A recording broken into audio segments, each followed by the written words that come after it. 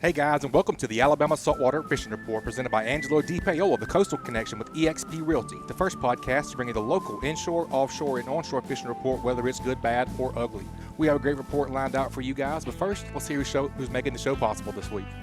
This week's Alabama Saltwater Fishing Report is brought to you by Great Days Outdoors. Are you looking for that one-of-a-kind Christmas or birthday gift? If so, head on over to greatdaysoutdoors.com and check out the best gifts for outdoorsmen 2021.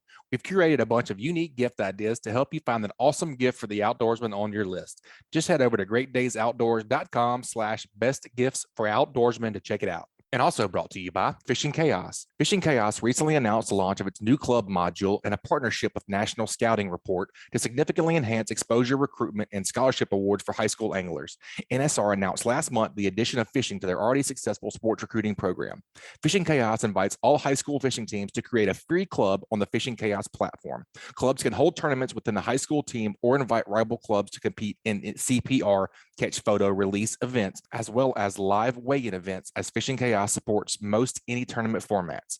The addition of the new Fishing Chaos Club Management module allows coaches to easily communicate with the team about upcoming events. It automates the tracking of Angler of the Year or Team of the Year standings and collects angler results. Fishing Chaos will play a key role in recruitment by collecting data on tournament finishes. NSR will build angler profiles based on these results and other criteria important to college programs. If you're interested in setting up a free team club or a tournament, please contact Fishing Chaos today at fishingchaos.com or call Jesse Wilson at 256-508-1853. All right, folks, I am your host, Butch Thierry. I am joined today with Captain Richard Rutland, Cold-Blooded Fishing. Woohoo! I feel like I'm on TV. Because we kind of are. I know, it's kind of a new feeling. The recording people cannot see us probably, but we are recording live on Facebook today on the Best Fishing Report page. We got Dylan Keine over here with us, Flounder Master. The Flounder Pounder, baby. Your title is way too long for me to remember. Go ahead and remind us what you Yeah, so I'm a PhD student at the University of South Alabama, but I'm also a graduate assistant at the Fisheries Ecology Lab under Dr. Sean Powers. So do a lot of work down there at the Sea Lab, all different kinds of stuff. But my particular project is all about flounder and a little bit of stuff in Alaska, but all doing with flatfish and researching all these flounders here in Alabama. Yep, and Dylan also is who helps the management side, or I guess we'll call data logging of the tagging program here in Alabama that you partners with the CCA on. So Dylan helps manage all of the data. You guys can't imagine, people like me and Patrick putting out fisheries studies anywhere from 250 to 400 or 500 tags a year. We push it all over to Dylan, and he's got to help get us all get all of that information into a database, and then look out for recaptures and send reports out and to the anglers, whatnot, and try to compile all that data. Is not easy. I know now, after having seen the whole process, why it took us so long to get to where we have a tagging program, because it's not just popping tags and fish and writing stuff down in a little notebook like I felt like it is. There's a heck of a lot more that goes into it. I tell you what, y'all between you and Patrick, you keep me pretty busy. And I was working on some recaptures earlier. We have a lot of people tagging fish now. Some of the smaller guys have been seeing their fish recaptured. I gave 3 new anglers I've never given recapture reports to this morning for fish they tagged, so that was exciting. Yeah. Very exciting. Yeah, man, I just wanted to have you guys here today. Captain Richard co-hosts with us a good bit. We've talked so much about flounder since, I don't know, when did you guys start? September? Yep. Yeah, maybe October. September, yeah. So we talked so much about it October and November. I feel like we had to have a recap, Yeah. Had to have a recap of the flounder season. As far as the fishing goes, we had in just, I guess, success in what we did. Absolutely amazing year from just the numbers of fish, the size of fish. Man, we had all of our acoustic tags put out in I felt like 8 or 10 days worth of fishing. We had all of our acoustic tags put out, And how many was that? 75. 75, and we struggled to put that many out, year 1 and year 2, and 19 and 20 struggled to put that many out, and we were done halfway through our flounder days, we were done putting out tags, which meant at least having legal size flounder or better. And we lost, man, I feel like we only lost about just a handful of fish this year, where they would, choke the lure and didn't survive the live well process before we tagged them. Did really, really good on that. I think that really went a lot to us using pretty much artificial. I was just about to say, I'm sure that had a lot to do with it. 100% guarantee. Yeah. That was it. That was kind of the highlight of it all for me, was that we got it all done on artificial bait. We didn't spend hardly any time throwing a cast net every morning or anything like that. We just went, I don't know if it was just the difference of having, lines in the water longer each trip, or if I know there's a heck of a lot more fish around than there was the previous couple of years. So that was really neat. Dylan, what jumped off off the page to you from your study side of it is to what we've seen from previous 2 years to this year? I mean, this year was just incredible. And the thing that stood out to me was we caught high numbers of flounder in 20 or 30 different locations. I mean, we had 10 fish days everywhere. How many times do you think that we left the dock and we went and fished virgin water that we had not fished before for flounder? Oh, a lot. To the previous 2 years, that's. And exactly. And then, I mean, it was day one this year. I got on the boat with you, and you're like, we're going to try to get it done on artificial day. I was like, all right, let's do it. Let's see. And, he put on a heck of a performance that day. I think he got like 8 or 9 of the 12 that we got that first day. And so I was like, all right, tomorrow again, artificial. It's on again. And then artificial. And we caught him on a lot of different types of artificial too. Mm-hmm. That was one thing that was really exciting to me. I explored a lot of new baits this year that I had never tried. Got a lot of different things to work.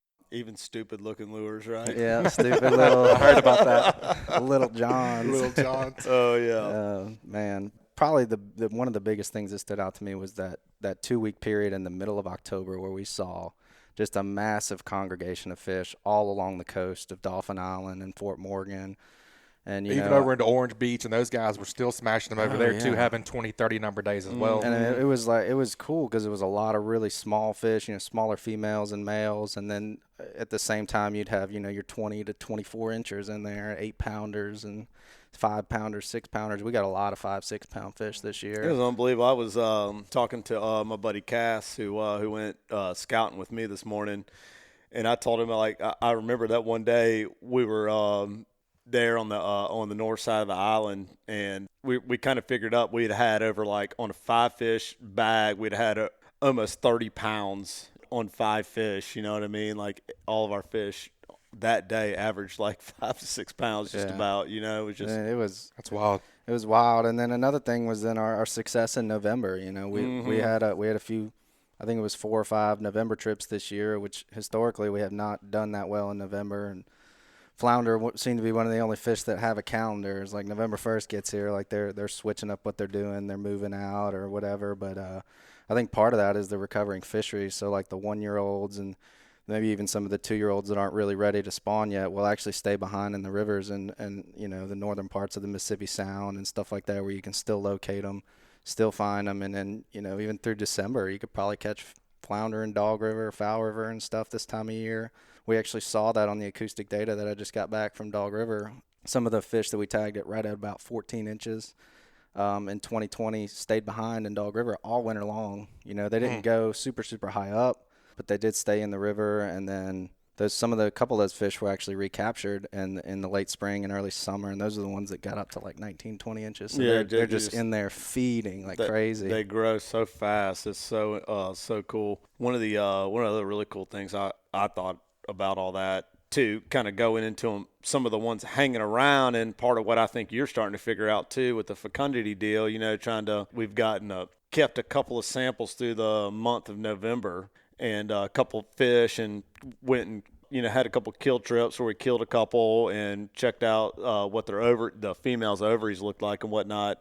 And looks to us like they're spawning inshore too, as well as going offshore. I guess the thought process forever has been, the flounder go offshore and spawn in the wintertime. Right. But I think maybe what you're starting to see is maybe they don't all go offshore. Maybe that some of the males are coming in and some of that spawning activity is happening inside, which would be kind of really neat to know, And why? It would be groundbreaking if we could see that. And what I have yet to see though is males actually in the rivers and around these bigger females this time of year. And maybe we'll see that at some point. But definitely there was a lot of males that came inshore in October around the island, and met up with all these females, and some of the fish we did sample from the rivers were starting to, be well along on the maturity process. But then again, that one that we got, or you got offshore, 5 miles or so offshore, is a 16-inch fish with like 100-gram ovaries, which is like almost a quarter of a pound. Yeah. Well, you said it was that fish. The eggs were 10% of the body weight of the fish. 10% of the body weight of the fish, and So- and she was, fully developed. Like that fish. That's what I was going to say. in So the that middle, means that she's reproductively fully developed. right? But 5 miles is really not that far No. offshore compared to what the literature says on these fish. They go all the way out continental shelf, but at the same time, we do know that there is an offshore contingent of the population that's out there. I mean, somebody caught a southern flounder in 900 foot of water the other day. Yeah, next to a towel fish. Yeah. Yeah. That was one of our offshore contributors, Adam Peebles, over out of Dustin, who Butch and I fished with before. Yeah. Who caught that fish? It happened on his boat. So it's Very just cool. unbelievable. Cool fish, man. Yeah. And then, Captain King on the Lady Ann saw one swimming on the water a couple weeks ago on the surface out there, big one. Like a pretty good ways out, right? Yeah, like 30 miles. Yeah. I mean, it's just crazy, those fish. I mean, they can occupy within 60 or 70 miles of the same area within a latitude, like north to south, at the same time. Yeah, they can be. They'll be fished north of the causeway. 6 inches of water or 60 miles out. Right? Yeah, that's crazy. Isn't that wild? That is wild. It's such a cool fish. And one thing me and Richard have been one idea we've been bouncing around is this idea that next year that state record, it might be on the table. Yeah, I feel like it's, you get it's getting right. You get a 27, 28-inch flounder in October, she's gonna be. Close. Yeah, she'll be heavy. Yep. That's good to see, man. It'll be cool to see all this stuff come together. I mean, what's next? I would assume that all this data compilation is for a purpose. I know it's for research and finding out more about the fish. So next, we've been gathering migration numbers in terms of how many we've been tagging, right? 2 years, we'll have this third year, and then next year will be the fourth. And then, so I've been sampling all these tournaments, and then on my own, hook and line or whatever, anytime I can get dead fish, I take the otoliths so we can see how old they are. And I'm taking the gonads from all those fish from every single month of the year too. So we can see how they're progressing throughout the year. And then with this fecundity deal, you can actually see what the progression is all the way up till the maximum egg production and how many eggs that they can produce. And so we can go back to the migration data that we're collecting, and we can actually break that migration down in terms of age, reproductive status, and come up with a number for what that percentage of the population could reproduce if we get the fecundity thing right. So. And are you doing chemistry on them too? Dr. Baker would really like me to see me do that, I think, and Sean probably wants to see that too. And I think it's a great idea as a way to validate the acoustic data. Tell our listeners what we're talking about when I say chemistry. I know you have some terms about it, but basically you guys can take the otoliths and do something to them to show you the water chemistry of where the fish is inhabited certain parts of their life. Yeah, is that right? Is that a good way to explain it? Yeah, it is. So you can essentially grind the otolith, the ear bone down, and through different layers, just like they lay down their rings through age, they lay down their environment at the same time. And so seawater and freshwater have completely different chemistry signatures, different levels of strontium and barium and stuff like that. So you can run it through this mass spec machine, and you can actually get the different levels of that throughout the life cycle. So you can see at year 1, it was occupying this type of habitat, or year 2, year 3, or whatever. So that's crazy. Yeah, it is. and like if we sandy see, bottom, then mud. and if you overlay the acoustic data with that, and you see the migration in terms of, and then you have all this. I mean, we're going to have so much data to work with. It's incredible. I mean, that's super cool. What's that term? The water chemistry. What do y'all call microchemistry. It? Microchemistry. Yeah, otolith that's right. microchemistry. Yeah, that's right. And I guess I first started hearing about microchemistry from the C Lab back when Marcus Drummond was down at the lab and was doing all of his shark stuff. Of course, we've heard for years that, bull sharks go into freshwater and whatnot. And he was able to kind of look at some specimens and start to see that. And then it started to expand into all these other species that we're looking at too. So, it was just unbelievable. Yeah. I could nerd out on this stuff For sure. all day It was long. fascinating. Reed did it with the red drum. That's that was right. a big part of his thesis. And it was pretty cool. And I was actually chatting with Marcus the other day. He's, I think, going to try to deploy some acoustic tags and some bull sharks Oh, cool. in the bay or around Alabama somewhere. So Yeah. we'll fun. keep track of those too.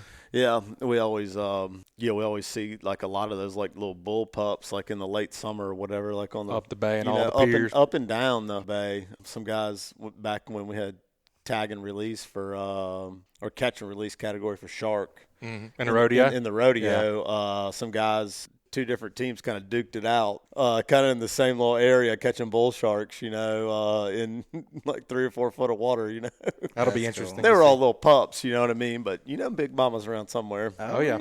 I've heard stories of people casting cast nets off the long docks on the pier and having 2 or 3 of them in their cast net. Yeah. I'll never forget one year, everybody kind of knows I love eating blue crabs, and I'll go crabbing up on the causeway with some chicken thighs, and I was sitting there one day, man, and I see my dang gum line kind of jerking around over there or whatever. I'm like, go to pull it up, man. And it's like, it's a fish, and I'm like fighting the thing up, and it's a daggum shark grab my chicken thigh, That's crazy. It was definitely like a little bull pup, all the way up above, above the battleship up there. It was lost.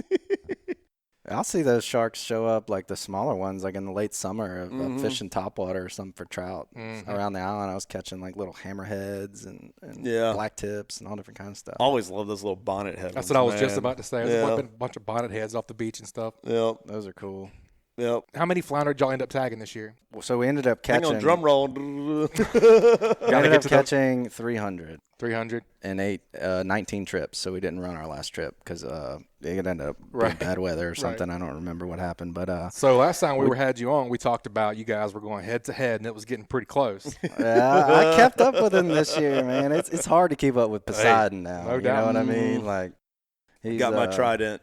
Yep, no doubt. But Richard caught 130 of them. I got 110. So he edged me out by about a fish a trip. Yeah. So it's undisputed. He won.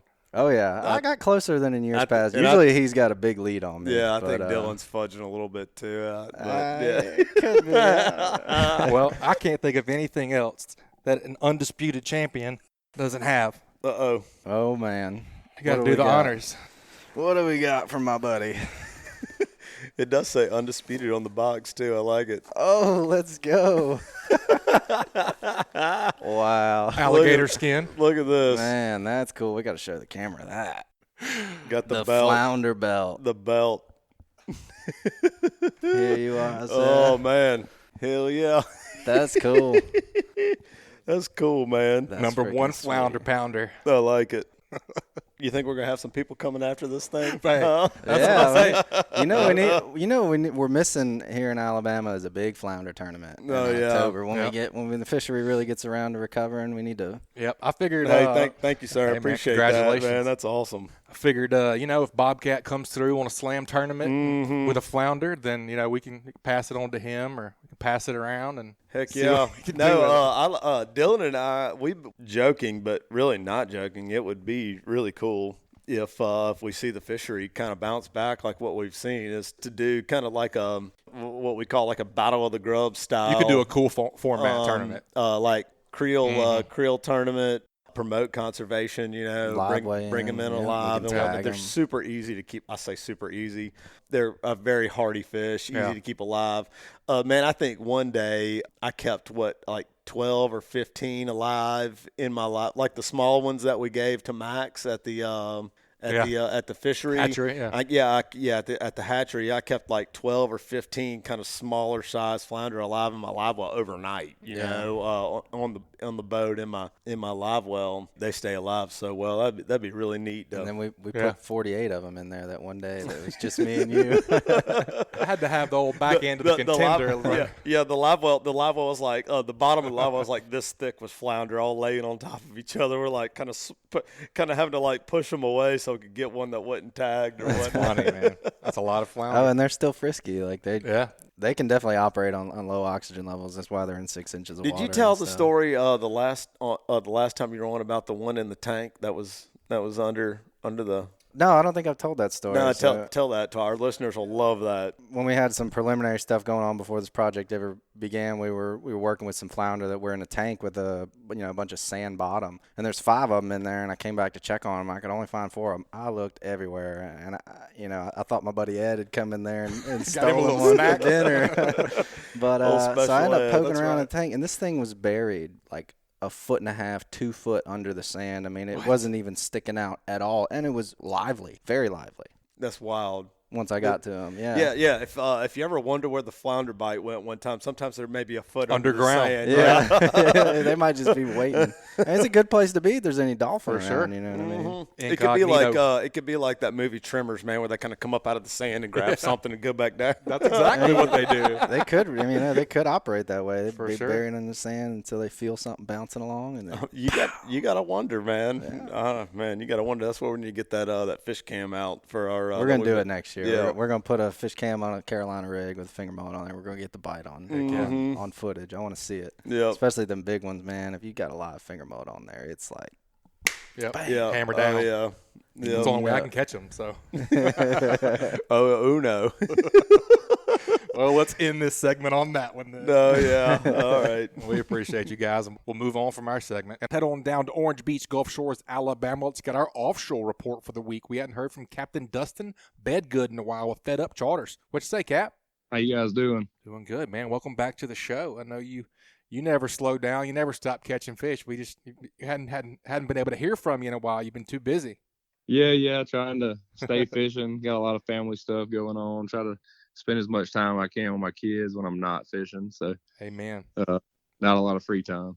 Man, Dustin, I tell you what, one thing I love about you, man, is we absolutely never know where you're going to be, whether you're going to be wrecking some swordfish or some or flounder fishing. Or yeah, I was going to say, is it wrecking some swordfish and big eye tuna? I can't wait to hear about those big eyes that you caught here recently, or pounding flounder, or taking some folks on an inshore, just a regular inshore trip. You know, heck, who knows what you're going to be doing, man. That's neat to be able to stretch your legs. You know, that many miles away, one day to the next. That's really cool. I really admire that about what you do. Yeah, I enjoy that, and I think it helps me, to better understand the fishing, and I felt like when I spent most of my time inshore fishing, I would just get in a routine, and sometimes I would feel myself getting a little burnout on just going trout fishing and stuff, and being able to do all the different things, I feel like I stay hungry for it every day. Keeps you on your toes. Yeah, you took the words out of my mouth when you said burnout. I definitely like to do a lot of different things. You have to, because you're fishing for a living. But it's still a living, still a job. It is. But that's what keeps it fresh for me. Is the next day, what species am I going to chase? Like this time of year, we got Dylan Keine on here with us, who been doing the flounder tagging with. We're flounder tagging one day, going and catching speckled trout and redfish the next day, to tagging cobia, right after that, and then who knows, maybe I'll work an offshore trip in there, right in the mix. So I don't know. That's what keeps me hungry. What keeps it fun and interesting for me. It's always a new challenge, man. And we're lucky with our fisher. We can do that. I know. Like we see all the time. My buddies at Virginia Beach say, "Man, I'm jealous. You catching something other than a cobia or a redfish." There's so much you can do, and I think there's so much that people don't have any understanding of. Yep, for sure. Yeah, that's something Slick Lure Joey said to you and I, Dylan, when we went fishing together. He was kind of talking about, you guys don't know what you have right here, as far as the inshore, offshore. You can go catch 30 species in a day, and it's not that big of a tall order. I was having that conversation with my friend Ed at the Sea Lab. I think it was just yesterday, because he's from Pennsylvania. He's about to go home. I'm like, "You could do any fishing up there?" He's like, "Yeah, you can only target like 2 or 3 things this time of year." He's like, one of the things I love about this, you could go sheep's head, flounder, crocodiles, crocodilian specks, reds, or you could be out tuna, king mackerel, cobia, redfish. Who knows what you're going to see offshore? Well, Dustin, tell us a little bit about what you've been targeting lately, man. We've had a beautiful stretch of weather here in the past couple of weeks. Has not been a whole lot of rainfall, a little bit of wind here and there with the front, but it seems like the fronts have been kicking up the wind for a day or two and then kind of settling back out finally and getting nice. Yeah, that's right. And, depending on who the crew is I got that day, sometimes we'll just, we'll push it a little bit and go when it's rough. Honestly, the fish bite better when it's rough. Always. A lot of the fish, the tunas, I feel like bite better when it's bumpy. Now, I like to bottom fish when it's nice, but when it's bumpy, I feel like the tunas bite. You don't have to. I don't feel like they get as boat shy of you, because I definitely think they get boat shy because they see a lot of boats. That's right. I saw a bunch of nice pictures of you with some big eye tuna. That's not a real common common tuna, but we also saw Adam Peoples Yep. over in Dustin. He popped a couple of big eyes as well. Y'all are probably fishing the same place. Yeah, or I same told area, but I was talking to my business partner in the fish house earlier, and I told him, I said, "Did you see those fish that Adam caught?" And he said, "No, I didn't see them." I said, "Well, he said, caught two bigger than the state record," and I've got a pretty good idea of where he was fishing at. yeah. Yeah, we saw there's a boat out of Orange Beach that we saw while we were fishing also that they caught 3 blue marlin when we were tuna fishing that day. And then I had some other buddies out there and they had probably like 160-pound yellowfin also.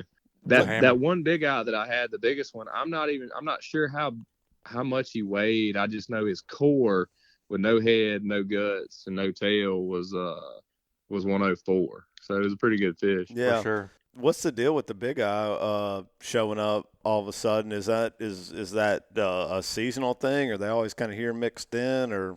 I think it's seasonal, but they're here a lot of times. From my understanding of the big eye, they only spend about 10% of their life on the surface. They spend most of their time down deep. Yeah, it seems like whenever, like you're talking about, it seems like whenever you see a couple pop up in the Gulf, there's 5 or 6 boats in the Gulf pop up that caught 2 or 3 nice ones. They just seem to pop up every now and again. Yeah, that's neat.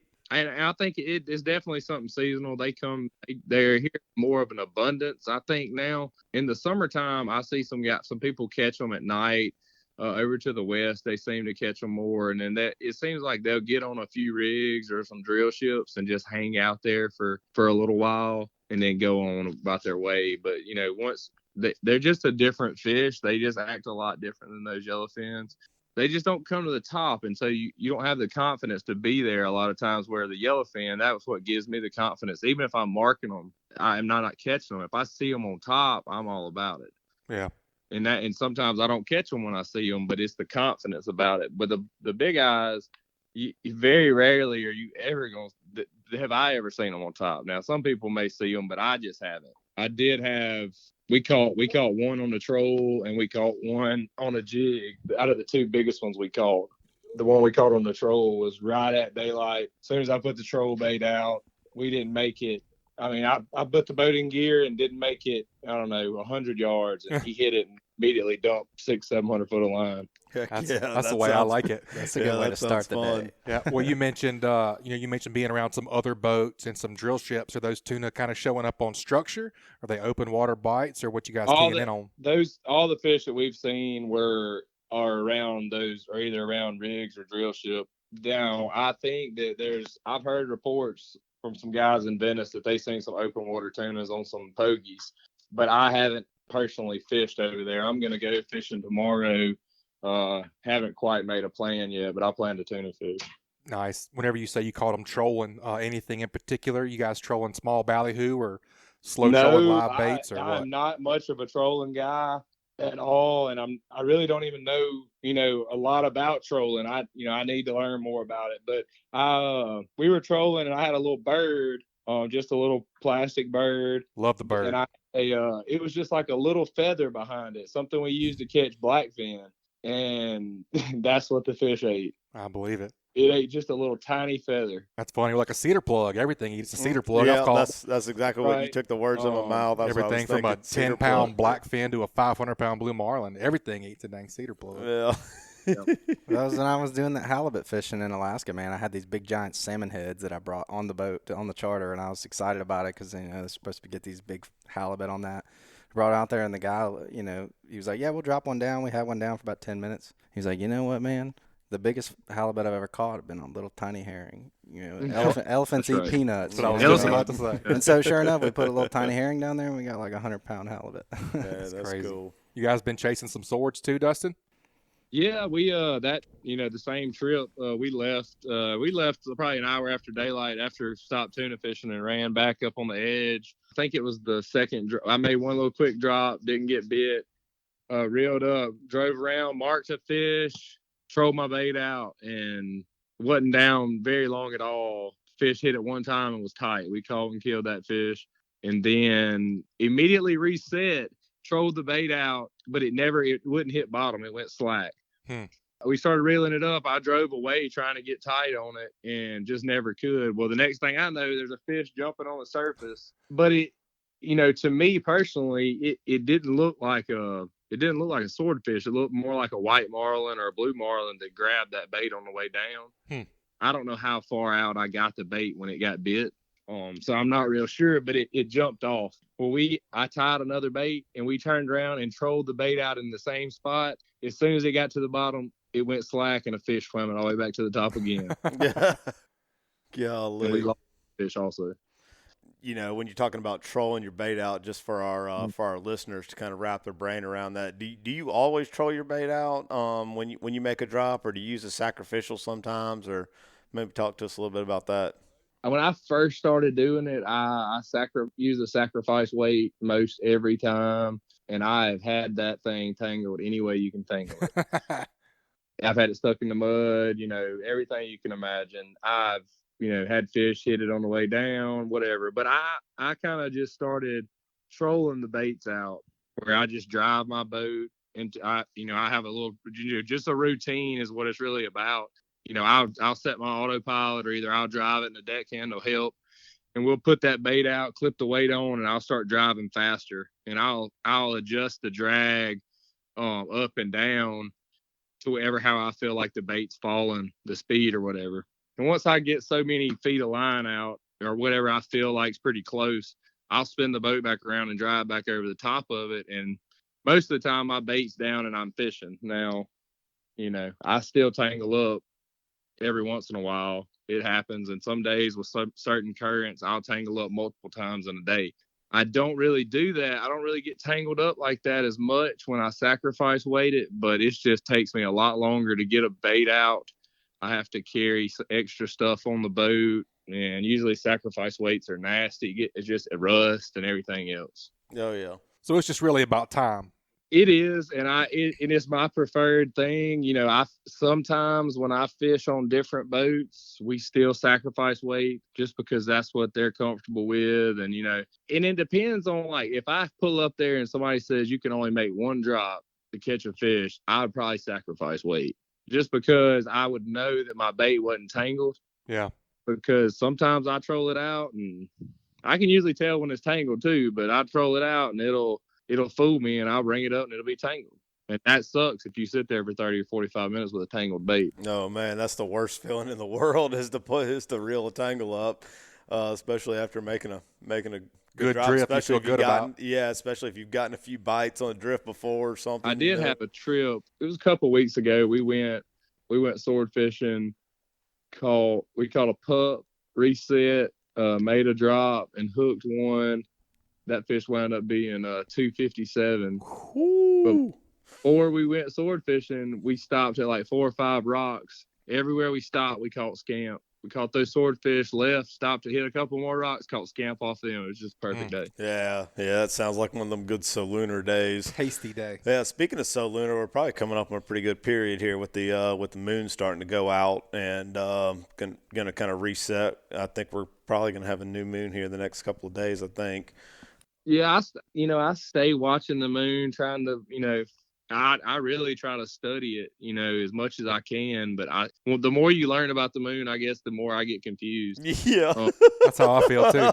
That's how I am with those damn speckled trout, man. Yep. You know what I mean? Yeah. I start trying to make these correlations with the moon because, and then of course you're watching what everybody else is doing at the same time as far as like how their catches are going in the sword fishing thing, man. It makes no daggum sense. Like they're either on fire or they're not. To me. I'm with you. You start to feel dumber. The smarter you start to feel, they'll definitely prove you wrong. The more you learn about it, the dumber you feel sometimes. Yeah, I mean, man. And then I tell myself, it's just another fish. They got to eat too. Well, and kind of what I always tell everybody, a bunch of people ask me about Solunar activity with in regards to speckled trout, and I have definitely seen it with my own 2 eyes work when I went on down to Texas back in 2020. I went down to Texas.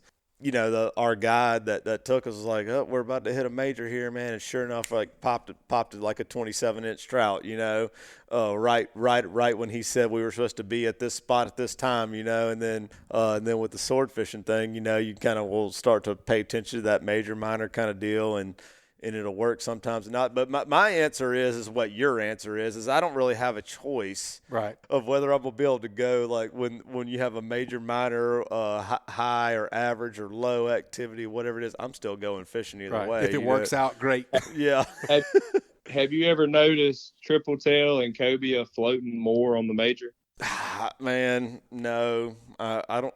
So what are y'all considering the major? A full moon or new moon? No, or in it's just between? with these lunar tables, you get like four different time periods when the fish are gonna fish, and I guess deer too, deer, all kinds of animals react to this major minor thing, and that's what the lunar will tell you is like it'll give you like a 2 major periods and then two minor periods basically. And it's based off the moonrise, moonset, and where you're at in the world. Or over, moon being like overhead or opposing, where it's on the other side of the earth perfectly, to where you are. It's that's some deep stuff. Yeah, it makes sense. We live by the sun. The truth to it is it is a true thing. I mean, no doubt. You can wait on those swordfish and other fish, but you start waiting on those fish and you see how they react when that time gets there some days, and it's like, man, I don't know what I've been doing my whole life.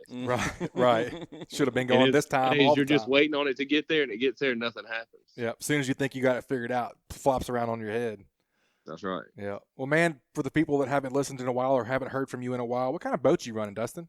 It's a 33 Freeman. We're still in the same boat. I've got a bay boat I run inshore charters on, just a 24 Blazer. And we've got the fish house. A lot of my fishing time is spent doing that, and we've also got a 33 Freeman for that.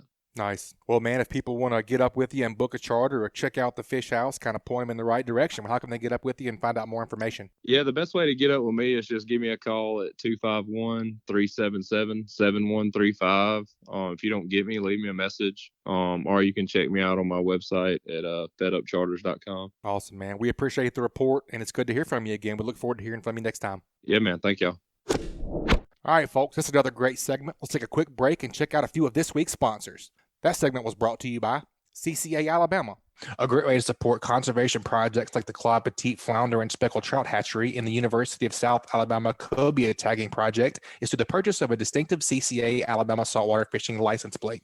You guys head over to Alabama Department of Revenue's distinctive license plate page at revenue.gov to get yours. And also brought to you by the Hunting Exchange. In this day and age, we all know it's a struggle to sell hunting equipment on a large social media platform, and that's where the Hunting Exchange steps in. Hunting Exchange is an app for iOS and Android that gives you a one-stop shop to buy and sell your hunting gear. Whether you're looking to sell your bow, broadheads, technical apparel, stands, saddles, or anything in between, this secure platform allows you to buy and sell gear with confidence. As a buyer, each dollar you spend is insured by PayPal, and as a seller, there are no hidden charges like other platforms, and listing items is also free. Gone are the days of having listings removed from Facebook and worrying about being banned and removed from groups for wanting to sell something as simple as your bow or knives. So head on over to the App Store or Google Play and experience a new hassle-free way to buy and sell hunting gear by downloading the Hunting Exchange app today.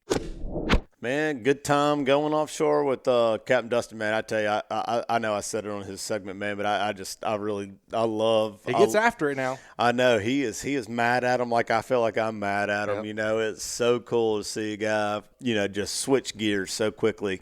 So much knowledge of that Gulf of Mexico and the Mobile Bay and Orange Beach area. But talking about another guy who knows a lot about the Mobile Bay area, Mississippi Sound. How about we'll just say no fish or no inshore species are safe from this man.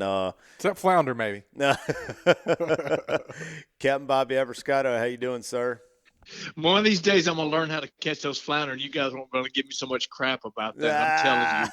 I'm telling you. One of these days, I'm going to start catching some flounder. I get more grief about flounder. Hey, well, me and Dylan together are working on getting the population back up and figuring out these jokers scientifically. So maybe their numbers will just keep on skyrocketing, and then you can't miss them. They're going to have to really skyrocket for me to start catching them. You know what I'm saying? So, Bobcat, before you know it, man, you're just going to be able to hang the ice chest over the side of the boat, and they'll jump in, man. That's what I do.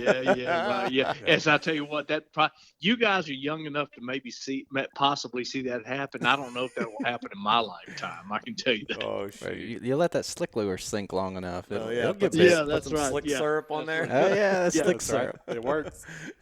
What you been up to, Captain Bobby? Where you been at, and what you been chasing? Well, I'll tell you, I've been river fishing, just river fishing, both, up in the northern end, up north of the causeway, and then on a couple of the tidal rivers. And, I started to say it's kind of classic for this time of year, but Richard and I talked earlier, before we went on the air, and it's still kind of a little weird, man. It's like, while we're doing this recording, it's December 1st, and, the water temperature is well under 60 degrees, and there's still a lot of fish, still a little bit on the outside. There's still a lot of shrimp up in the river systems, and those should have been gone by now, when the water temperature gets to this. So, I'm giving you a long answer to your question, but the gist of it is I've been kind of following where the fish take me. And I kind of had a wild hair yesterday and took a chance and went, way north, because we've got so much salinity right now, and some of the fish I was catching,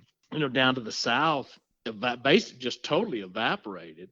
And I said they can't be going back out in the bay. And so we went north, and man, it was a bonanza, and hit on them yesterday and again today. And so, but what's odd about it is when we start comparing notes between me and Richard and Patrick, and you start hearing what some of the things they were doing and what I was doing, it's just so odd that, that a lot of the fish are still in some of the places that they were, we kind of spread out like they were, instead of, typically this time of year when it gets this cold, they've dropped off, and gathered up in the river channels, and there's not a lot of shrimp in the rivers, but that's not the case right now. So I hope I don't make it sound like it's bad, because we the last 2 days, before 9 o'clock, we've had triple digit mornings, so it's hard to make that sound bad, but it's just kind of odd that everything's kind of spread out the way it is still, so that's kind of been the deal for me. I did a lot of jig fishing, which I don't get a chance to do. I just don't do it a lot. Spent a lot of time shallow water fishing, which involves top waters and slick lures and popping corks. So this is about the only time of the year that I do a lot of jig fishing. I caught tons of fish yesterday and today on jigs, which I love to do, because again, this is probably the only couple months of the year I get to do it, and fish the river channels, So, but the guys I had today with me, where we were fishing kind of a ledge, and the water was shallow enough, and there were shrimp on the surface that they were catching them on popping corks while I was catching them on jigs.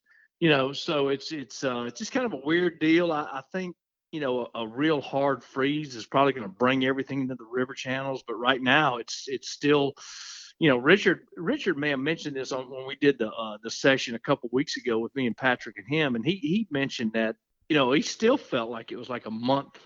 We're kind of a month late, thinking about the way we're starting in the morning with full body armor on, running up there with beanies and face masks on, and finishing up the day in jeans and in a fishing shirt and still sweating. It still kind of might feel like it's a month early. So, we get a good freeze, and I think a lot of that stuff's going to fall off into those channels and gather up a little bit. Right now, that's been kind of the deal for me. When you're comparing when all of us are comparing notes, everybody just says, man, it's kind of weird right now, it's and it's funny. It seems like they'll be piled up in one area one day, and then you go back to that area again the next day, and it's kind of a little bit off, but you'll catch them somewhere else, kind of thing. And I was, Bobby, I didn't tell you this, but I was talking to our buddy Joe Richardson this morning, and he was kind of the same way about it. He's an old salt, a guy who's been fishing the system for a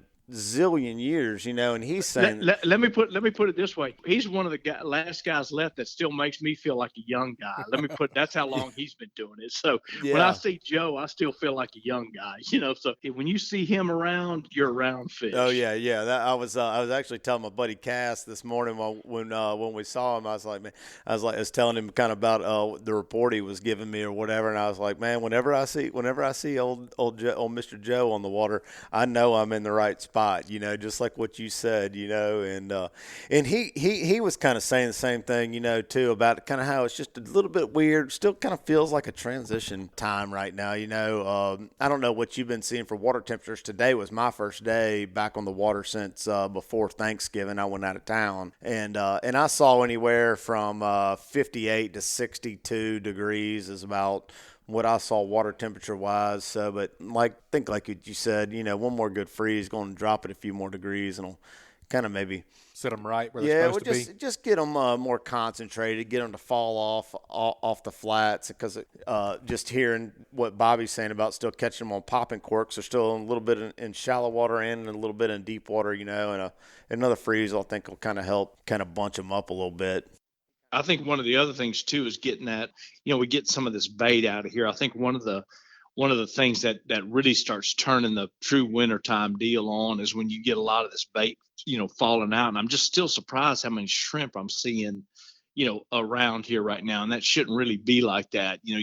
Typically you'd have that all out of here by now. But again, we go by the calendar, and everything, Mother Nature goes by, the environment, i.e. water temperature and that sort of thing. So, we keep wanting to say, well, it's winter because it's December 1st. Well, it's not to nature, so right. We got to pay attention to what's going on with some of that stuff too. Heck yeah. When you're catching, doing some of this grub fishing you're talking about, you got any kind of color, specific color or pattern that you're that's kind of outdoing another one? That's great. That's a good question, because I'll tell you something. That was a key. The last 2 days, which is I've caught more fish in the last 2 days so far. This, I'm calling it winter, and we just got through this. When I say it ain't truly winter, I don't think yet. But so far, what I can, what I call, I carry root beer and chartreuse on 2 rods. I'll put root beer on 1 rod, or a couple rods, and chartreuse on a couple other rods. And it was so noticeable today to where this almost seemed a little backwards to me, but we started out just not doing anything at all on jigs. Yesterday I caught everything on chartreuse. Started out today with chartreuse, just assuming they were going to bite that, and they and didn't. Maybe got 1 or 2 bites. Started throwing root beer, and it was amazing. The same jig head weight, same shape lure and everything. When I went to root beer and started catching them before the sun got up good. And it seems to me like that's kind of bass backwards to me, because I would have thought the brighter color would have worked better at low light. Anyway, but started catching them on root beer, and then the sun started clearing some of the trees, and it slowed down a little bit. So I picked up my chartreuse, and it got on that. So, so I carry those 2 colors, and usually I find it's going to be one of those 2. Now, if you make a change, if you're going to jig fish, grub fish, don't make a subtle change. You go from a root beer to a white, or a root beer to a chartreuse. Don't go from a root beer to a smoke or something like that. If you want to make a change, make a big change, is what I always feel like, know. Isn't that kind of what you think? Is like you just want to, you want to really make a big change. A little subtle change to me doesn't normally do it. It's got to be some kind of big change. Yep, I'm 100% with you. I kind of look at my lure selection, and it's either bright or it's dark. You know what I mean? Right. The whole in between game doesn't really matter a whole lot to me, or doesn't really tell me a whole lot.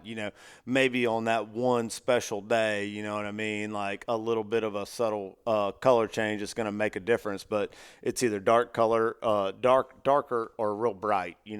Water is so clear right now. Yep. That has and even way up north, it's like that. It's now I think I was looking at the river stages, because I noticed that there was, and Richard, you probably saw this. A lot of that hyacinth was coming down, and I happened to look at the river stages, and I noticed that they dumped at in the Alabama. They dumped a bunch of water very quickly, and I've noticed it happen. I've seen it happen a couple times already this fall, to where you'll see that event happen. I don't know why they do it, but they'll dump it, and you'll have a lot of this. Eventually that makes it down here. They dumped it. Gosh, I'm gonna get my days wrong. I think Monday, either Sunday or Monday. You can look at the river stages, but they dumped it, and that muddied some of that water up on the east side of the Delta. So, when I started seeing that, that was another reason I went to to that brighter color yesterday. And the reason it worked. But today again, it was kind of weird. It was, we got out of the main river flow, and the water was really clear. And even when I say they dumped water, there was not, it didn't muddy the water. It just stained it just a little bit. But when I started seeing that hyacinth coming down, when I was running up before daylight this morning, I started seeing that. I was concerned about that, that dump that they did a few weeks ago. Yep. I tell you one thing I noticed today. I was kind of on a scout day. Like I said, I hadn't fished since before Thanksgiving. And one thing I like to do on scout days is ride around and look at my electronics. You know what I mean? Instead of Scan a bunch instead of. Yeah, just use my electronics to my advantage. Try to get myself around some life. You know what I mean? Want to see something on my bottom machine before I start putting a lot of time into a area. I mean, I covered a real broad area today. You know, like Bobby, you and I were talking, and man, you did. I know, he told me where he went. I went like, wow, man. Oh, Did you have to stop and get gas? He ran more today than I do on snapper trips. So I covered a broad area. And one thing I noticed in several different areas, I was either seeing a thermocline or a salt wedge in my on my bottom machine, where I'd kind of see. And it was funny when you get around these areas, you'd see like a distinct line on my bottom machine, and all the life would be below the line. You know what I mean? And so I don't know, like what you're talking about with the with them dumping some of that water. If that's, I don't know if it's a salinity or clarity, or it could be either one, because salt water is obviously, it's much more dense than fresh water, so it's going to show up there just like a thermocline would, but that was something interesting, and that kind of pushed me towards wanting to throw a grub a little bit more too in those areas where I saw that. When to get down there to the bottom. And on the heels of what you just said too, and we talked about this earlier, was it was amazing how quickly that tide turned and started coming in. So if you look at that wedge of water, that's coming in, that salt water, it's coming down, even though the water on the surface was flowing out. That wedge of water, that wedge of salinity was coming in deep, and so that kind of creates that line right there, that you have to pay attention. If you're good enough to look at, to study your electronics, which I'm not, but if you are, that kind of thing will show up really well for you. Yep. I've heard Angelo DePaola talk about being able to see underwater currents with his electronics as well. Like I'm talking about way offshore, when he's talking about sword fishing and catching tuna but it's the same thing. It's the same thing as you're dealing with here. You know what I'm saying? It's the same thing. It's going to show up that way, especially if you get a big, real dramatic, I would think anyway, real dramatic change between a fresh and saltwater line like that. Heck yeah. What are you looking at for the future here on next week or and two? One other thing too on that subject of electronics, I thought that we were just talking about, and I was thinking about it, is if you're doing what Richard was just talking about doing, Richard, what you were just talking about doing, one of the things that I think is the utmost importance to me is learning.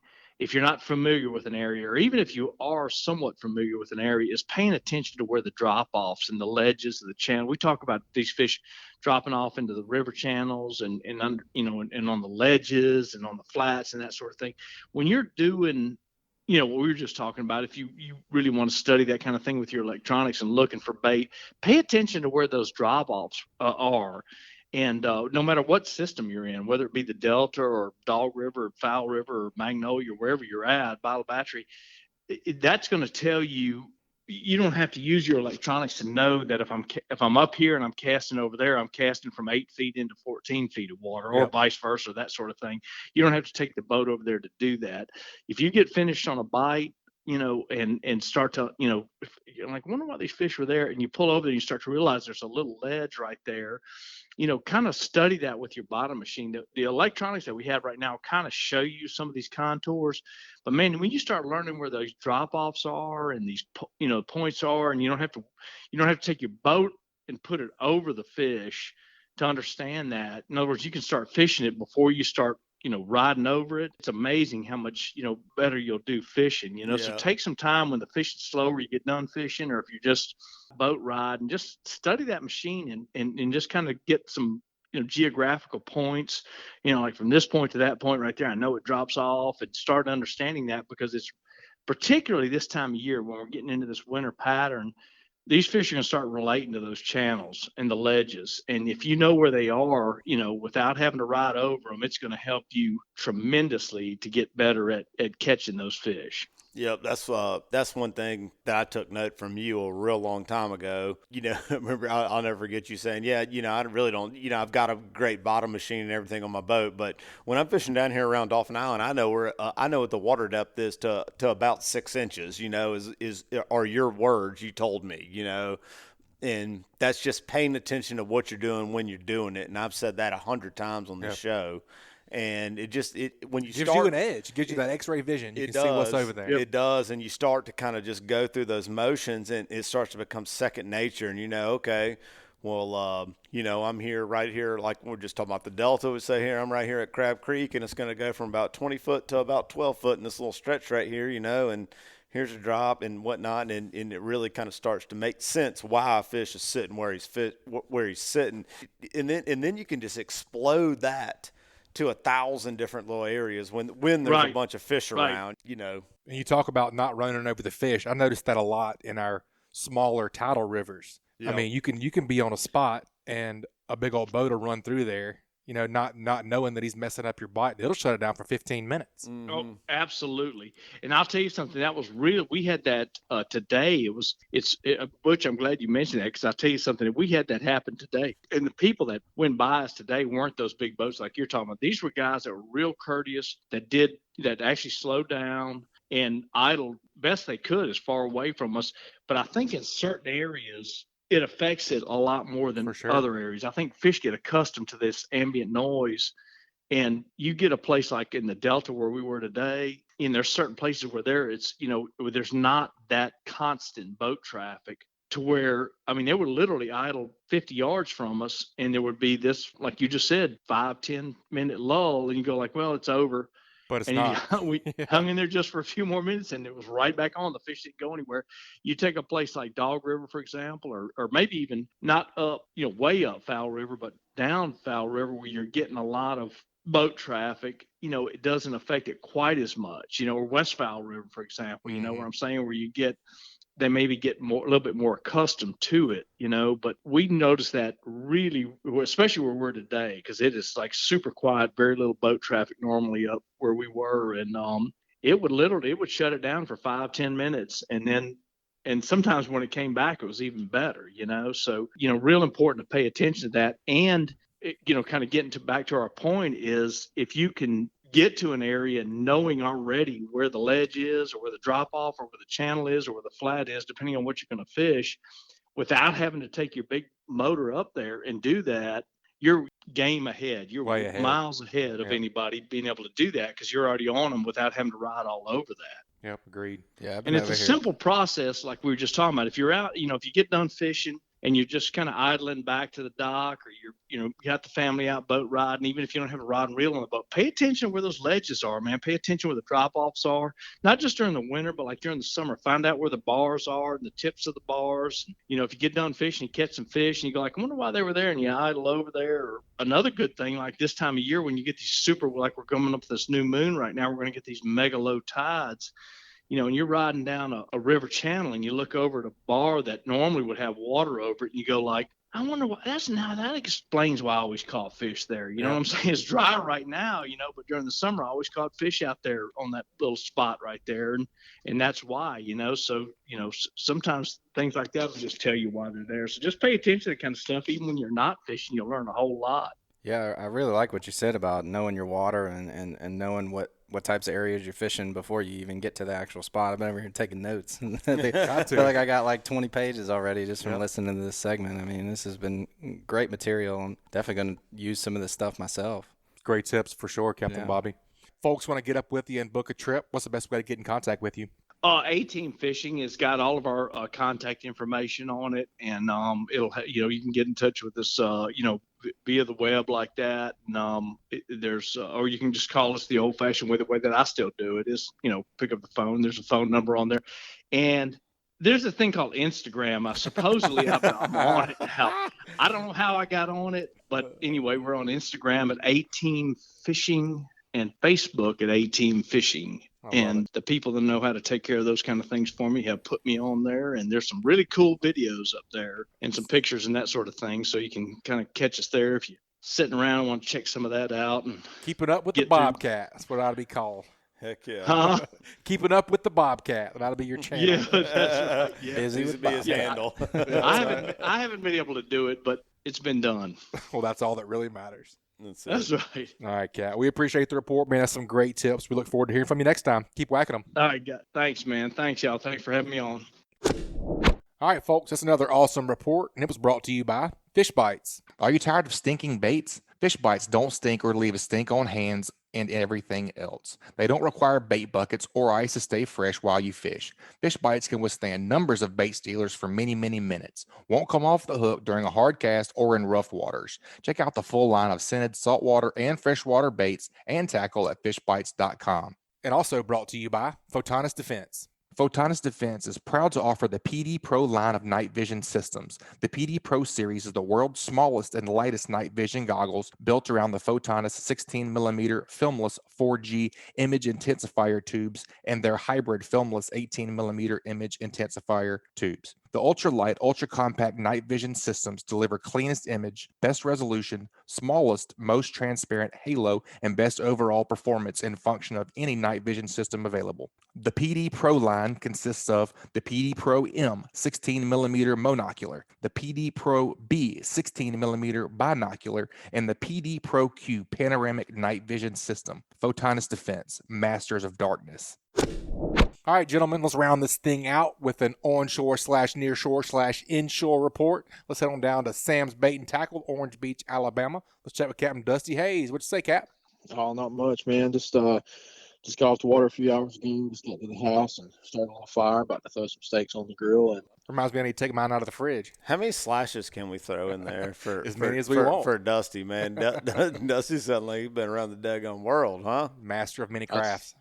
that's every day, man. All right. Every day. Well, where do you want to start first, man? You want to go by nature? You loving your old maybe Beach Bum Junior or something like that? Being on the beach, I'm sure you've been on the beach and some in the backwaters, man. It's just a great time of the year to be on the water. What's going on? Where you want to start first? There's tons going on in this area. The surf bite has been pretty good, decent whiting bite, guys picking up redfish, and also people picking up pompano. We're in that time of year where, ghost shrimp starts to become king. The standard pompano rig and, piece of shrimp doesn't always do it. It will some days, but some days you got to really downsize on your tackle. And I know I preach that all the time, going light. But, just for instance, last week, or a few days ago, there's people like, oh yeah, there's just nothing going on in the surf right now. And I went out there, and I'm not trying to toot my horn or anything, but we'd had not a great day, but we caught a good number of whiting and croakers on light, 10-pound fluorocarbon rigs with size 6 circle hooks and, little pieces of shrimp. And we had action, all day. Not that I was, anywhere better or using a better bait, but just really downsizing, leader and hook size. We didn't catch any huge fish, nothing like that. But just sometimes just to get those bites, you got to really downsize. There's guys picking up redfish for sure on cut mullet, cut whiting, and just pieces of shrimp on pompano rigs. And then there's still the scraggler pompano. There's definitely been some pompano on the East Jetty too on our incoming tides. But it's been pretty steady along the beach. It's just one of those things you got to stay at it. The next few days, you have that light east wind, which is good. It keeps that water clean. Great for a pompano bite. There's really north wind, calm, super calm days. It gets a little tough on the beach. You'll have an early and late bite. As long as the incoming tide is in your favor, which is most of the day right now, so that's a good thing. That will help you out along the beach. That incoming tide makes a huge difference this time of year. I prefer it all year when you're surf fishing, but incoming, in the cooler months does make a big difference to me. Like I said, having that east wind, that clear water, help you maybe pick up some pompano bites. But the biggest thing I could recommend is, try various baits, including ghost shrimp. Don't be afraid to go catch ghost shrimp, and also, downsize your leader, and even get away from the floats. I love floats on a pompano rig, but there's plenty of days where that's not the ticket. You really just go down to nothing but a hook and, your bait, maybe a bead. But if that water's really clear, and as that water temperature drops, that water clears even more, and those fish, they really get spooky and finicky on what they're eating. They're not just chowing down on everything sometimes in the surf, and they're really going to size up your bait, so you got to trick them. Yep. Do you think that's possibly a result of of us having a bunch, like we've literally had a zillion bluebird days in a row in our area where there's not a cloud in the sky. It's just, and then it's not a whole lot of wind, nothing to break up the shadows and stuff underneath the water and whatnot. It's just been mirror for me anyway, up in Mobile Bay. It's been a lot of mirror slick calm days and not a lot of wind and whatnot with a lot of sunlight. I think that what you're talking about, stepping down your tackle, makes a ton of sense to me. Absolutely. Yesterday, I threw a fly on a black drum, and I mean that was 16-pound fluorocarbon leader, and you'd have thought that crab was out to kill him on the way down because I threw it way past some super soft landing, and as soon as he got his vision, I mean where he could see it, I mean he ran from it like it was chasing him. I mean, and that little crab wasn't the size of a quarter, and he'd have thought you'd seen a ghost. I mean he was out of there. Never saw me. I don't know what it was, but just he knew something wasn't right. I guess the crabs falling out of the sky isn't a normal thing this time of year. But well, it should be. Like I said, I think it's like you said, there's just so much clear water, so many calm days. This fall we haven't had that normal. We usually get a lot of thunderstorms and just nasty, crappy days. It's really been a beautiful fall. There's been a lot of windy days, but here and there. But overall we've had not a lot of rain. The water's cleared up everywhere. I mean, even intercoastal and Gulf Shores, I mean, the water's green, super clear. And the sheepshead biting there is good right now, but it's a little tougher than it normally is, not because the fish aren't there, we're still catching them, but having to downsize on tackle with the sheepshead and stuff too, because, that water's not that just dingy bay mud color. It's, actually green, clear water where, a fish in its element, they can see, a foot or two, which is more than what they normally can. Sometimes they can't see, but barely just in front of their face. So just in general, I mean, downsizing everywhere, even in the creeks. A lot of our trout are moving up in the creeks here. And, they last week before, they were really in the mouths of the creeks and the rivers. And as it's kind of cold, got colder over here, everything's really condensed further up in the rivers. And, I've noticed like the other day, I was just throwing a little small swim bait, my normal setup, and I wasn't getting touched. I downsized on the leader and ended up getting a few bites. And, just because the water's so clear. And that's another thing too. Like I was throwing a pearl colored swim bait, really small one, but it's just such a hot color as opposed to something a little more natural, like a brown or a gray. I just felt like it was a little too much for them. In a lot of the creeks over here in the Orange Beach area, the Wolf Bay area, they get pressured a lot. A lot of inshore guides fishing them. They're not huge rivers. They're one or two boats, and then they're kind of fished out for a few hours. And so they get a lot of pressure. So you really have to go with super light stuff and super natural presentations to get those bites. Those deadgum guides are something else, aren't they? They just think they own the water, huh? There's plenty of them around here. You can walk on them over here. So kind of transitioning your report into that. What kind of pattern are you starting to have success on in your fishing? What you're talking about, your creeks and rivers and stuff over in that area. What you throwing grubs or popping corks, suspending baits, twitch baits, all the above? Yes. So my two favorite things, like if you're going to fish a live bait, which it's not my thing, but if you were to, I do like free lining a shrimp in those creeks and those deep bends. I usually use like a size, 4 or 6 Kale and light, 10, 12 pound fluorocarbon, maybe a split shot depending on the depth. But for the most part, I'm going to be using a small paddle tail. I love the Owner darter jig heads, and I use the 16th and the 8th ounce jig heads. Two of my favorites are definitely going to be the Z-Man Slim Swims for durability, and then the Rhythm Wave 2.8s, and two really, really good lures that are just so versatile. I use them for everything from, baby tarpon to redfish to bass in the rivers and creeks to trout in the wintertime and trout all year, especially on dock lights and stuff. But they're just killer lures in general, a variety of colors, but it's just a small, natural bait fish pattern. It's not too big. I feel like a lot of people are listed on the same 3.5 to 4 inch matrix shad and stuff like that. And they just look so, so similar all the time. So that really small bait fish pattern, it's just something that's just so different to me. It always gets bites. And sometimes you'll find schools of small trout and you'll be able to catch a big number of fish. And you may have to upsize baits to get into those bigger fish on certain days. But just looking for schools of trout up in the creeks right now, locating them and just catching fish, those small 2.5 to 3 inch swim baits are really a big key to me. I do throw jerk baits. There's a few different ones I'll throw. this time of year that pick up, some bites. One of my favorites is going to be the DePaola ripstop. A few different colors there, like just silver. It's a black back, silver side. I think they call it the Houdini, which is like a tan color. And then the Goby is similar. It's like a tan with some yellow on it. Just real natural colors, and they do real well for me. And on the warmer days, you'll actually get some really good topwater bites up in those creeks.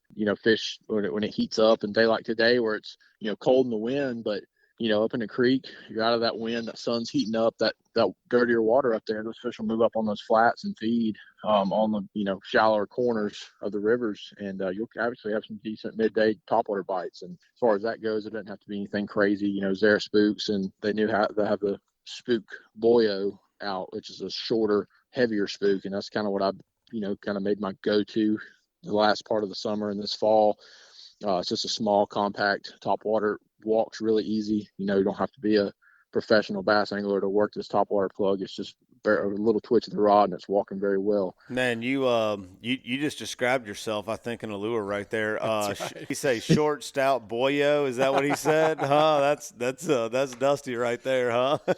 Yeah. It's just it's like angler. the Super Spook Junior, but it's just a little shorter, and it's still 3/8 of an ounce. So it still got the knocker casts in it? very, very well, but it gives you a little smaller, compact, presentation. So they're a cool little lure for sure. But yeah, man, it's just been a lot going on over here. The sheepshead bites really picked up, around the bridge and the jetties, and there's plenty of them in the intercoastal and along a bunch of the docks along the bay. You could even go, you get a nice day like today and get out of the wind, and you can, sight fish sheepshead up on the shallower docks and, pit shrimp at them and stuff. And there's plenty of people that do that this time of year. It's something that you kind of get away from the beaten stuff, like the bridge, the Perdido Pass Bridge just gets pounded all day, every day. And so you can get away from that. And if you get a calm day with less wind, the redfish have been running up and down the beach like mad. It seems to be a little slower the last day or two. But all last week and the week before, it was really, really good. I don't think they're necessarily done for the year. You should have a few more windows to go get them really good. But their main thing is looking for birds, looking for bait, dolphins, seagulls, pelicans, all that stuff. Just look for activity. Hang out in that general area. You can troll through there, but just have,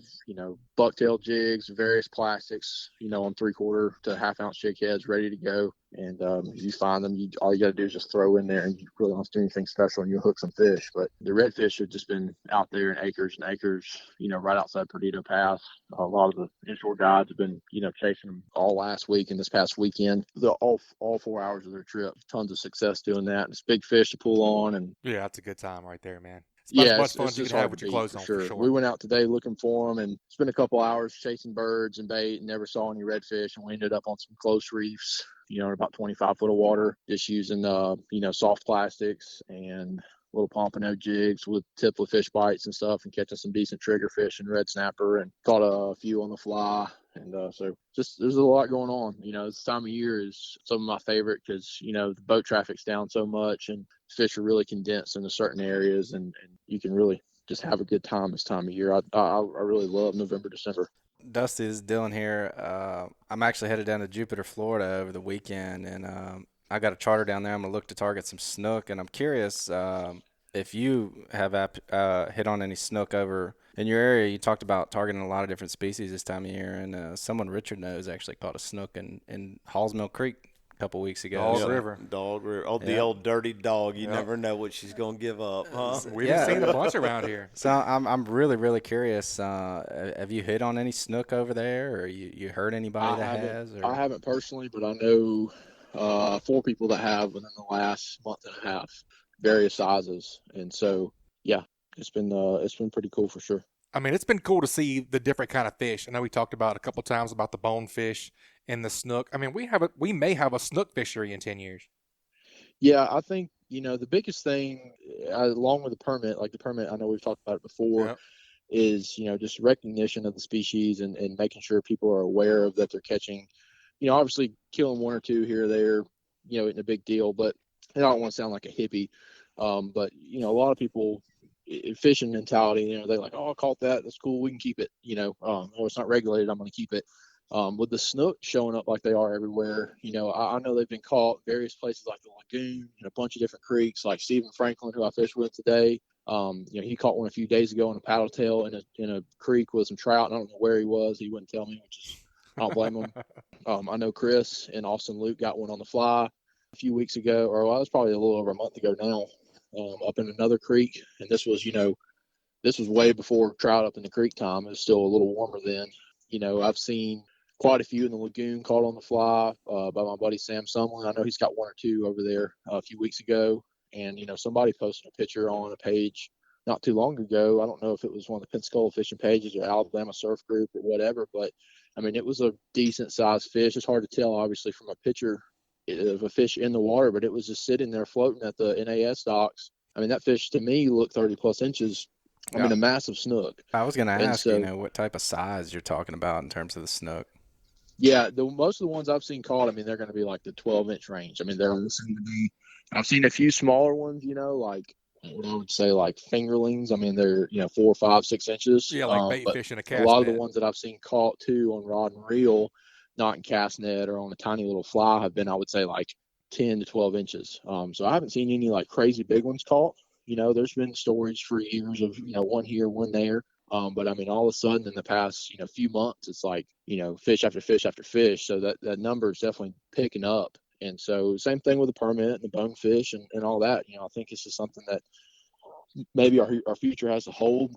And the main thing to me is just, making sure people know what species are catching. And something like those snook, I mean, if we leave them alone and let them do their thing, I mean, they might establish an actual population here. We might be able to catch them here in 10 years, where you can go out and target snook, and that would be awesome.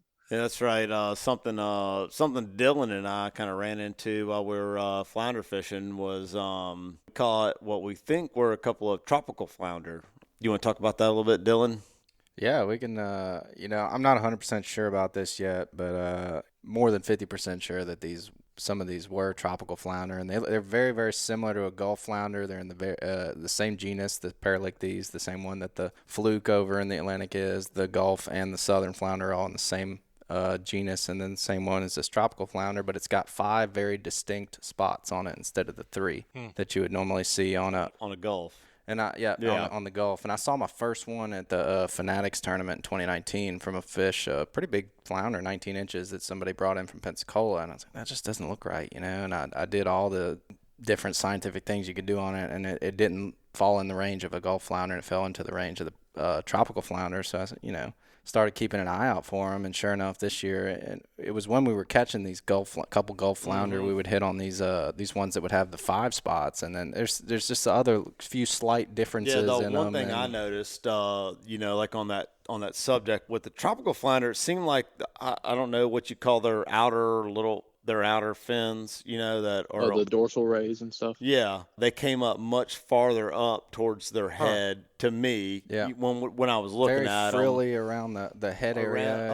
All the way up to their head. They almost kind of look like the soles that you catch in the yeah, that's what I was just about right. to say. Yeah, and the kind of the thing I was thinking about is kind of, I don't know. I mean, we can get on here and play politics if we want about global warming or something, But I mean, I just feel like we're maybe either seeing a slight change, maybe, or you're seeing just species sneak up here for a couple of years and then they sneak back down, or however it is. So who knows what really is going on there? But it's kind of cool that we're getting new species. Yeah, well, we've seen it with the mangrove snapper have really established themselves here. One of our graduate students doing age and growth on them, and he's seen them up to 28 years old. Wow, oh, wow. There's big mangroves here, and he's got all this abundant stuff, and you can see it. It's pretty neat over time, and it sounds like we need to get a snook tagging here, program. Way up in the back of these creeks. I'm talking about with the largemouth and the panfish. I mean, there's juvenile mangrove snapper. I'm not talking about keepers, but 4, 5, 6 inch mangroves up in these creeks, not just in the wintertime, but all year. So they really grow up here, and that's another thing we've noticed is just like so many other species that they use these inshore estuaries, these freshwater creeks, spring-fed creeks to really grow up. And same thing with snook and all that stuff. I caught a permit in Soldiers Creek, not way up in the headwaters, but in Soldiers Creek, which is a ways up Perdido Bay, about 3 years ago in the summertime off a dock. So I mean, there's stuff just establishing there. And me and Chris were talking about it the other day. You look around the islands and there's so much more grass growing around Robinson Island and Walk Around and all that, even though there's boats just trampling over it all day, every day, because any given day in the summer, there's 300 boats tied up around the island, people partying and stuff. but yet the grasses is thriving. It's more and more and more every year. And so, they're saying it's the coastal resource guys with Orange Beach are saying that, that water is just staying warmer and there's more grass growing. And I think another thing too that may or may not help, this is just a personal theory of mine. It could be this total, crap. But I think, a year like this year where we haven't had a ton of rain, I think it allows, you don't have all that huge push of water coming out of Mobile Bay and Definitely agree. pushing stuff offshore. I think it's maybe allowing stuff to get up in the bays. Much it more might be something inviting that's natural over ecosystem. time. You just got to have the right weather year, weather occurrence to allow, those fish to get inside there and grow up. Well, Dusty, that's a great report. Do you want to tell us anything that's going on up and coming down in Orange Beach at Sam's and or how to get a hold of you for to do a trip? Yeah, absolutely. We actually have a lot of end of the year sales going on. I won't go into too much detail. Y'all can follow us on Instagram at Sam's Tackle OB or just hit up me and Chris on Facebook or anything like that. A lot of really good rods on sale. Temple Fork and Abu and pin conflicts we're blowing out for super cheap. All kinds of good stuff. And some Yozuri lures. But if you want to get in touch with me, my phone number is 678-897-0167, or you can just come see us at the store. Awesome, man. We appreciate the report. That's some great tips, a great report, and we look forward to hearing from you next time. All right, guys. All right, guys, that wraps up another great segment. Y'all take a minute to check out a few of this week's sponsors. That segment was brought to you by Killer Doc. As anglers, we put a lot of time, money, and passion into fishing, but most of us do not have a fish cleaning station that we are proud of. Many of us are suffering from dock dysfunction. A rod and table with rusty metal, this is just no good. But the dock enhancement that we've all been waiting for is finally here. Killer Doc uses marine-grade aluminum to make fabulous fish cleaning tables and stunning canopies that will keep us out of the sun. Killer Doc combines durability, function, and design to uniquely upgrade your entire dock experience. Visit killerdoc.com to see more. And also brought to you by Foster Contracting, Fortified Roofing Pros. Do you need a new roof? Do you have wind or hail damage? You may qualify for a free roof. Foster Contracting will inspect and provide you with an estimate, stress-free, and they will handle your claim with your insurance. Your roof is your first line of defense this storm season. Sit back, relax, and enjoy your day. Foster Contracting has you covered. Check them out at www.fortifiedroofingpros.com or give them a shout at 251-447-2978. All right, gentlemen, we cannot get out of here without what did you learn? What'd you learn, Dylan? Man, I learned a lot today and my first time co-hosting, but something that Captain Bobby said really, really stood out to me. The one thing about knowing your water and what you're fishing in, I felt like was really good. But then the color thing that he talked about, it's a mistake I think I make myself a lot. I have a color of the slick called the Go Ghost that I really like to throw. It's probably my favorite, probably close to the root beer color. And, if the water's not right for it or whatever and it's not working real well, I'll make a subtle change to something that's still kind of clear-bodied or whatever when I really should be probably making a change to something it's much brighter, on the very Bigger other contrast. end. You think about, if something's not hitting or you're not working, you make a big move or whatever in terms of the water that you're fishing when you really could make a big move in just the lures that you're throwing and the colors that you're presenting to these fish. And I just felt like that was some really, really cool information and something that I don't really think about, a mistake that I make. That was gold right there. Yeah. When it comes to the whole color thing, for me, it's either a bright color or it's a dark color. I guess my train of thought most times will say is match the conditions. You know what I'm saying? If you got a bluebird day, big sky, clear water, I'm throwing real light color baits. If you're the opposite, you're going to throw dark color baits. It does not always play out that way, but you definitely need to present it both ways. I know I've been fishing like dirty Mobile That's what River. Captain Bobby was just saying. Yeah. It didn't make sense whenever he was fishing chartreuse versus root beer and vice versa. Sometimes it just happens that way. And you just need to be versatile in that approach. If you feel good about an area, especially this time of year when you're fishing, we're about to be like exclusively deep water fishing. Pay attention to your electronics. If you feel like there's fish in the area and you're not getting bit on chartreuse, switch over and throw dark. You know what I mean? Or opening night or something like that. But I've done it the opposite way too, like where I've been fishing like dirty Mobile River water and I've been throwing like an opening night color, you know what I mean? And don't ask me why that works because it's a bright color, but it's also a real translucent color too. It could almost look more like a silhouette of something down there versus being something dark, like if you had like a cloudy day. Yeah, I feel like Cool Beans is very versatile like that as well. It can be, for sure. And I like I said, it doesn't always make sense why they're eating the color they're eating given the conditions, but I definitely think it definitely behooves you to have 2 different colors tied on. Like pick up cool beans and make 5 or 8 casts with cool beans. You don't get a bite, switch over to Goblin or to Mad Mullet or something dark, and especially if you have tuxedo, confidence in your location. I think that's a big part of what. And then throw that and see, kind of see what to start to hit on. I tell you, the one thing that kind of irritates, I think, my clients about me a lot of times is like when we get out there and we get going, and I'll catch a fish or 2 on a certain color, and everybody's like, "Hey, what color are you throwing over there, Capt?" I'm like, "I don't know, man. Just keep throwing what you're throwing until something really kind of starts to make sense, So something starts to jump off the page at you. You know what I mean? Like where 1 or 2 is not a dead set. That's right. Just could be an anomaly. Yeah. And if they're like kind of far apart from each other bites kind of deal, versus if I'm throwing in there and I'm getting bit every cast. Probably onto something. And some days it doesn't matter what color you're throwing. No, for sure. It's the profile of the bait that's working for you. But then other days it really does matter what color you're throwing. And you don't really know exactly what the color you're presenting to these fish looks like at depth, because the water, you get these thermoclines and these haloclines, and where the water looks different or is different, quality at different depths. And so if the fish are, closer to the bottom and you get into that other water, it's different color, different Yeah, look. hey, Dylan, that's a great point. Being Mr. Scientist running these ROVs offshore and everything, what color do red snapper look like down 60 feet? They're gray. Yeah, red doesn't go past 60 foot. So. I mean, you're dealing with that as well, is what I'm getting at. Yeah. You know what I mean? You start sinking these things down like 30 or 40 feet, especially like in the Mobile River or something. Yeah, exactly. I've been criticized by some of my clients sometimes about like my jig heads, right? Like I only throw lead colored jig heads. I don't think the color of the jig head matters at all. Now, when I was a kid, just because I caught a lot of fish on red jig heads, you know what I mean? The red H&H jig heads you used to get when you were a kid.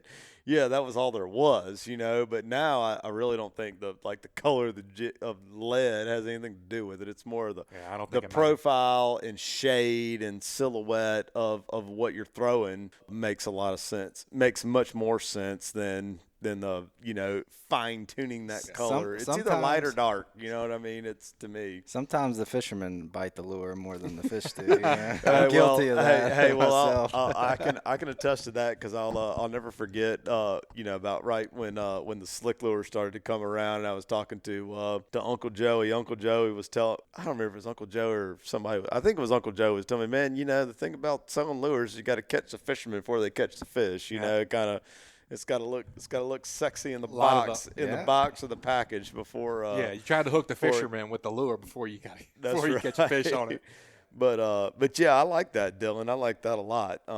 As far as making sure you're versatile. Then I know that's something I do day in, day out, and making sure you're not missing anything. You want to leave no stones unturned. Exactly. Before you make that big move in terms of changing the water you're fishing, make sure that you're presenting everything that they could possibly be going for. And if it's not working, then make your big move and then do the same thing. Give them a couple looks. See what they're keyed in on.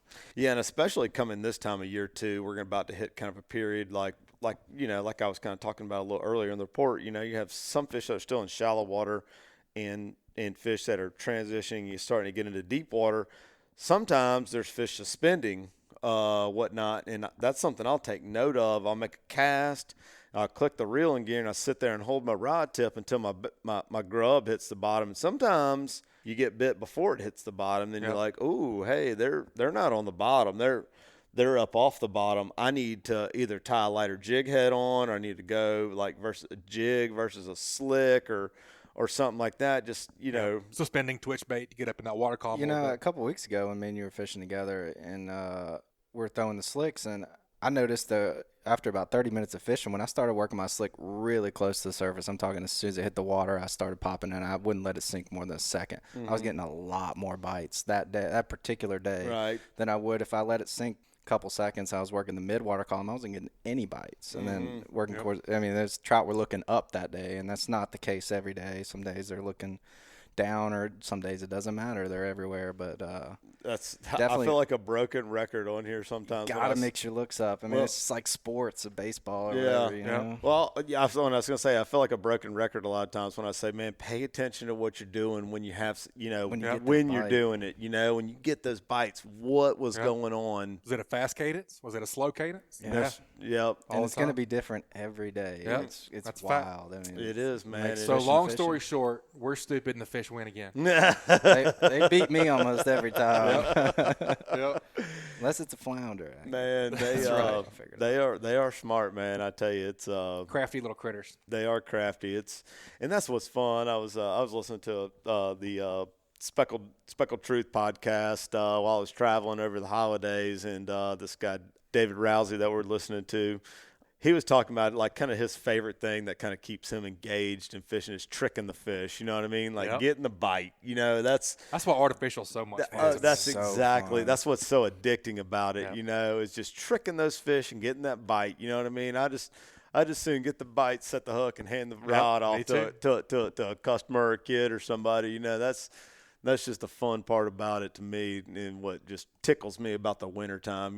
People will the wintertime for me as a guy is not like a real busy time taking a lot of folks fishing, but it's just, for me it's like Christmas. I love the wintertime because of that. You can just pretty much exclusively get on plastic, figure out what they're keying in on, and go to town. Yeah, whether you're like doing like a kind of a shrimp imitation thing while you're bouncing a grub along, or like Captain Bobby was talking about, like this water's going to cool off good and get all this bait out of here, and then the fish are going to get more. What we're going to start to transition into here in the next several weeks as it cools off, is they're going to come off of that shrimp diet and start to kind of get more on a fin fish. Captain Bobby dropped a lot of knowledge on us today, and that was another thing I picked up on too. Is with like trout and redfish, when they key in on something, like they're really keyed in on it. Like they're not keyed in on the fin fish just yet. They're waiting on these shrimp to get out of here. With flounder, I've actually noticed it's quite different. Like if they're keyed in on something and you present them something a little different, they'll actually kind of lean towards that. And I saw that when I was shore fishing in the middle of October with my buddy Chris. He can't see very well, so if he breaks off and he has to retie, it takes a lot of time. So if it's happening a lot, you know how it is with the flounder fishing, we get stuck. And so he put on a voodoo shrimp under a popping cork, and when we were in this hot flounder bite, and 5 casts in a row, he got a flounder. Man. On a voodoo popping cork. While I was bouncing grub, I was getting good bites, catching a lot of fish, but they wanted that shrimp, and there was a ton of mullet around too. So that's definitely what they were keyed in on, was the fin fish. But as soon as they saw a shrimp or something different, they were on it. Like they're like, I want that. The flounder are gluttons. No, yeah. They're not as picky as your trouts and your redfish. They'll eat more. Oh yeah. All right, guys, that wraps up another great segment. Let's take a quick break. Check out a few more of this week's sponsors. That segment was brought to you by Sam's Stop and Shop. Sam's Stop and Shop is your one-stop shop located at 27122 Canal Road in Orange Beach, Alabama. Sam's has a little bit of everything, including a deli, inshore, offshore, and surf fishing tackle. They also have bait, clothing, groceries, name brand sunglasses, and so much more. Sam's also has tackle experts and podcast contributors Chris Veche and Dusty Hayes on hand to answer any questions you may have about any type of local fishing, and can also repair your rods and reels if necessary. Stop by and shop or call them at 251-981-4245 today. Gentlemen, it was a pleasure. Man, I'm sad it's over. I want to keep talking about fishing. Yeah, that was a pretty good show. Thanks, Dylan. Appreciate your knowledge, man. Do I have to go home now? Yeah, no, you can stay here. Got plenty of room. Hey, man, the striped bass are under the lights. That's right. Speckled trout just about to start hitting. Heck yeah, it's fishing time. It is. It's time to get on it. I got the rods in the truck. That's right. Hey, see y'all later. I'm out of here. Well, Captain Richard, we appreciate you being on, man. If folks want to get up with you and book an inshore or an offshore trip, what's the best way to get in contact with you? Man, cold-blooded fishing, any which way you want it, kind of like Captain Bobby. Instagram, Facebook, internet, however you want it, man. Appreciate you guys co-hosting with me. Thank you, man. We're here. I'm glad to be here. All right, folks, that's going to wrap it up this week. You guys please subscribe, rate, and review wherever you listen to podcasts. If you'd like us to email you the podcast each week, just text the word fishing to 314-665-1767. Again, just text the word fishing to 314-665-1767. Subscribe to our email list, and we'll send y'all the new show each week. You guys have a safe week. Keep whacking them. Talk to y'all next week. This Alabama Saltwater Fishing Report was brought to you by BoatersList.com. If you own or run a boat, you know how difficult it can be to find the right company for the task at hand. Sign up at boaterslist.com to find a company to work with on your next boat project. And also brought to you by Test Calibration. Test Calibration is your source for sales and service of diesel turbochargers and fuel injection systems since 1976. Contact them at 800-822-0057 or visit them online at testcalibratondieselandturbo.com. And also by MB Ranch King hunting blinds and feeders are built to last right here in the USA. They offer high quality, easy to use corn and protein feeders that can be filled with both feet on the ground. Call Kevin today for more info or a quote at 205-807-2937. MB Ranch King, built in the pursuit of perfection. This week's Alabama Saltwater Fishing Report brought to you by me, Angelo DePaola, The Coastal Connection. Find us online at thecoastalconnection.com. And also brought to you by Advanced Transmission in Spanish Fort. Give the professionals a call who have been trusted on the Gulf Coast for over 25 years at 251-626-6061 or check them out online at www.advanced-transmission.com. And also brought to you by the Alabama Marine Resources Division. The Alabama Marine Resources Division reminds all recreational anglers that gray triggerfish, greater amberjack, or red snapper must be reported through Snapper Check prior to landing the fish in Alabama. For more information about Snapper Check, please visit outdooralabama.com. And also brought to you by Bucks Island. They have new pontoon boats, bass boats, bow riders, and aluminum boats for sale. They provide boat service on all kinds of boats, even if they weren't purchased from Bucks. Visit them at 4500 Highway 77 in Southside, Alabama, or give them a call at 256-442-2588. And also brought to you by Mustad Fishing. 1 in 4 hooks in the world is made by Mustad Fishing. See why they're the best-selling hook brand. Enjoy 25% off your next order at mustad-fishing.com by using code GREATDAYS at checkout.